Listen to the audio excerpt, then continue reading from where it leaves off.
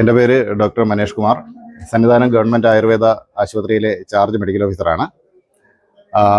മണ്ഡലകാലം ആരംഭിച്ചതിന് ശേഷം ഇപ്പോൾ നടയടയ്ക്കുന്നത് വരെ ഇവിടെ ആശുപത്രിയിലെത്തുന്ന ഭക്തജനങ്ങൾക്ക് എല്ലാവിധ സേവനങ്ങളും നൽകുന്നതിനായിട്ട് ആയുർവേദ വകുപ്പ് പൂർണ്ണമായി സജ്ജമാണ്.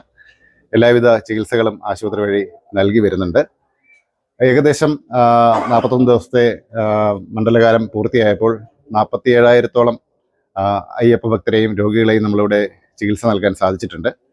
പ്രധാനമായിട്ടും നമുക്ക് ഇവിടെ എത്തിച്ചേരുന്നത് മല കയറി വരുന്ന അയ്യപ്പന്മാർക്കുണ്ടാകുന്ന പേശിവലിവ്, അതുപോലെ തന്നെ ഇവിടെ സന്നിധാനത്ത് ഡ്യൂട്ടിയിലുള്ള ദേവസ്വം സ്റ്റാഫിനും പോലീസ് അയ്യപ്പന്മാർക്കുമൊക്കെ ഉണ്ടാകുന്ന പനി, ചുമ, കഫക്കെട്ട് അങ്ങനെയുള്ള അസുഖങ്ങൾ